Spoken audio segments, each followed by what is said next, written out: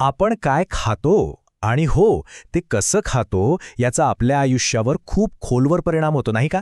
नमस्कार. आज आपण याच विषयावर बोलणार आहोत. पंडित श्रीराम शर्मा आचार्यजी यांचं एक अप्रतिम हिंदी पुस्तक आहे, क्या खाए कैसे खाए.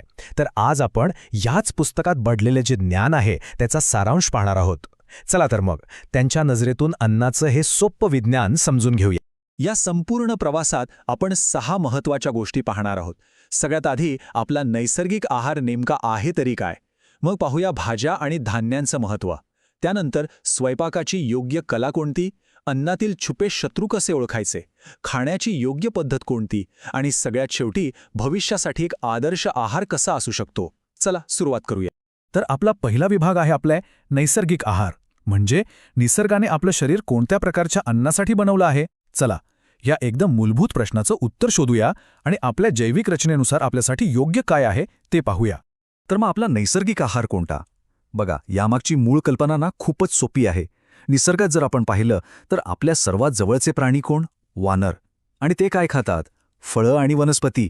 आपली जी पचनसंस्था आहे, आपली शारीरिक रचना आहे, ती त्यांच्याशी इतकी मिळतीजुळती आहे की यातून एकच गोष्ट स्पष्ट होते, ती म्हणजे मानव हा मूळतः शाकाहारीच आहे. आणि हे साम्य किती आश्चर्यकारक आहे ते बघा.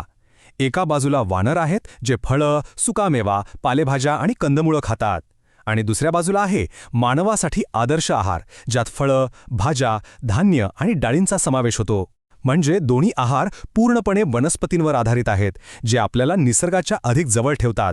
आता सर्व प्रकारच्या अन्नामध्ये फळांना सर्वोच्च स्थान दिलं गेलंय. का? कारण ती पचायला सगळ्यात सोपी असतात, त्यांना शिजवण्याची अजिबात गरज नसते आणि ती जीवनसत्वांनी ठासून भरलेली असतात. आंबा, जांभूळ, पपई, केळी यांसारखी जी काही हंगामी फळं आहेत ती आपल्याला सहज मिळतात आणि शरीराला थेट ऊर्जा पुरवतात.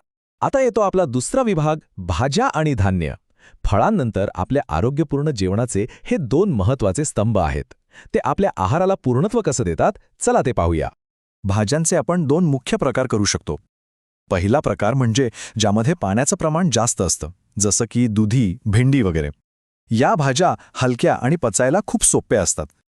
आणि दुसरा प्रकार म्हणजे कंदमुळं, जसं की बटाटा, गाजर.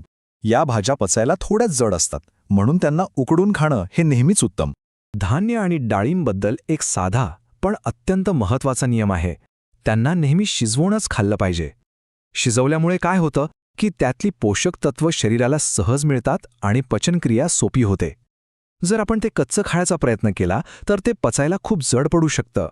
डाळी म्हणजे तर प्रथिनांचा खजिनाच. मूग, मसूर, चणे यांसारख्या वेगवेगळ्या डाळी आपल्याला भरपूर ऊर्जा देतात. सोयाबीनमध्ये प्रथिनं सर्वाधिक असली तरी एक गोष्ट लक्षात ठेवली पाहिजे की ती पचायला थोडी जड असते. म्हणूनच आहारात वेगवेगळ्या प्रकारच्या डाळींचा समावेश करणं खूप महत्त्वाचं आहे. आपण अनेकदा एक खूप मोठी चूक करतो, ती म्हणजे फळं, भाज्या आणि धान्यांची सालं फेकून देतो. पण खरं जीवनतत्व म्हणजे जे मुख्य पोषक घटक आहेत ते सालीमध्येच असतात. म्हणून जिथे जिथे शक्य असेल तिथे सालं न काढता अन्न खाणं आरोग्यासाठी खूप फायदेशीर ठरतं. तर आता आपण तिसऱ्या विभागाकडे आलो आहोत, स्वयंपाकाची कला. बघा, फक्त योग्य अन्न निवडणं महत्त्वाचं नाही, तर ते योग्य पद्धतीनं शिजवणंही तितकंच महत्त्वाचं आहे. कारण स्वयंपाकाची पद्धत अन्नातलं पोषण टिकवूही शकते किंवा पूर्णपणे नष्टही करू शकते. चला हे विज्ञान जरा समजून घेऊया.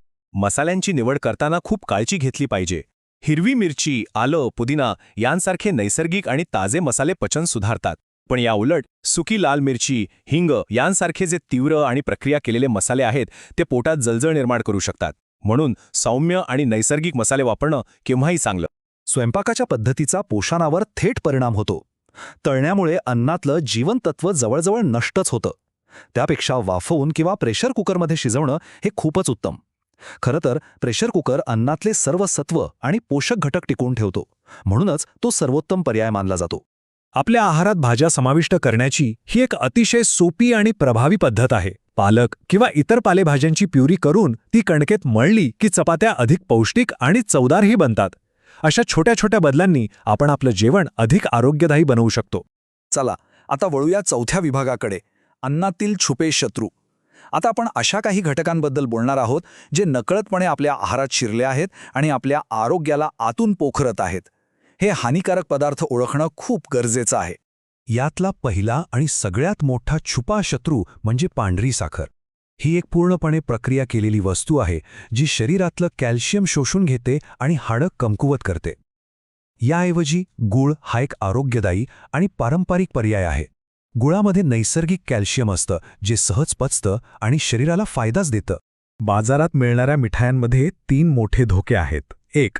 त्यात पोषक तत्व शून्य असतात, म्हणजे त्या फक्त रिक्त कॅलरीज आहेत. 2. तळल्यामुळे त्या पचायला खूप जड असतात.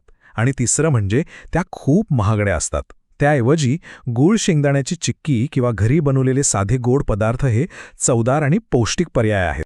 हा एक प्रश्न आहे ज्यावर आपण सगळ्यांनी विचार करायला हवा. आजच्या काळात आपण जे दूध पितो ते प्रौढ व्यक्तींसाठी खरंच शुद्ध आणि आवश्यक आहे का? कारण आज शुद्ध दुधाची कमतरता आणि त्यात होणारी भेसळ पाहता यावर गंभीरपणे विचार करण्याची गरज निर्माण झाली आहे. मग या समस्येवर उपाय काय? तर एक उत्तम आणि दूरदृष्टीचा उपाय आहे वनस्पती आधारित दूध. शेंगदाणे, सोयाबीन किंवा तिळापासून बनवलेलं दूध शुद्ध, आरोग्यदायी आणि निसर्गासाठी टिकाऊ आहे. हे बनवायलाही सोपं आणि पूर्णपणे सुरक्षित आहे. आणि आता आपण आलो आहोत 5व्या विभागाकडे, खाण्याची योग्य पद्धत. आता आपण प्रत्यक्ष कृतीकडे वळणार आहोत, कारण काय खावं यापेक्षा कसं खावं हे अधिक महत्त्वाचं आहे. ही सजग सेवनाची शिस्त आपलं आरोग्य पूर्णपणे बदलू शकते. हे एक धक्कादायक पण 100% खरं विधान आहे. आज जगात उपासमारीपेक्षा जास्त लोक अति खाण्यामुळे मरत आहेत. हे आपल्याला दुर्मिळतेच्या नाही तर अतिसेवनाच्या समस्येवर लक्ष केंद्रित करायला भाग पाडतं, जी आज खूपच सामान्य झाली आहे. बरं, अन्नासोबतचं आपलं नातं सुधारण्यासाठी ना फक्त 4 सोपे नियम लक्षात ठेवायचे आहेत. पहिला नियम, जेव्हा खरोखर भुकेचं सिग्नल मिळेल तेव्हाच खा, उगाच नाही. दुसरा, प्रत्येक घास इतका चावा की तो सहज गिळता येईल, यामुळे पचन खूप सोपं होतं. तिसरा, जेवताना पाणी पिण्यात टाळा. पाणी जेवणाच्या मध्ये प्या आणि हो, दिवसभरात साधारण 10 ग्लास पाणी प्यायचं लक्ष ठेवा. आणि सगळ्यात शेवटचा, चौथा नियम, एका वेळी फक्त 1 किंवा 2च पदार्थ खा. यामुळे आपल्या पचनसंस्थेवर जास्त भार येत नाही. आणि आता आपला 6वा आणि अंतिम विभाग, भविष्यासाठी आहार. आता आपण पाहणार आहोत की आपल्या आहाराच्या निवडी या फक्त आपल्यापुरत्या मर्यादित नसतात, तर त्या संपूर्ण जगाच्या आणि आपल्या पुढच्या पिढीच्या भविष्यासाठी किती महत्त्वाच्या आहेत. हा एक दूरदृष्टीचा प्रश्न आहे. वाढती लोकसंख्या आणि कमी होणारी संसाधने पाहता आपल्या पुढच्या पिढ्या काय खातील? हा प्रश्न आपल्याला आहाराकडे केवळ वैयक्तिक आरोग्याच्या दृष्टिकोनातून नाही, तर एका येऊ घातलेल्या जागतिक संकटावरचा उपाय म्हणून पाहायला लावतो. याचं उत्तर एका साध्या वनस्पती आधारित आहारात दडलेलं आहे. अधिक भाज्या खाणं, शक्य असेल तर घरच्या घरी बागकाम करणं आणि मांसाहार कमी करणं. हे केवळ आपल्या आरोग्यासाठीच नाही, तर आपल्या ग्रहाच्या आरोग्यासाठीही आवश्यक आहे. आणि हाच शाश्वत भविष्याचा मार्ग आहे. आणि शेवटी या संपूर्ण तत्वज्ञानाचं सार एका वाक्यात सांगायचं झाल्यास, आपलं अन्न हे फक्त इंधन नाही, ते आपल्या शारीरिक आरोग्याचा, मानसिक स्पष्टतेचा आणि आध्यात्मिक कल्याणाचा पाया आहे. म्हणूनच साधे खा, सजगतेने खा आणि निसर्गाशी एकरूप होऊन जगा. धन्यवाद.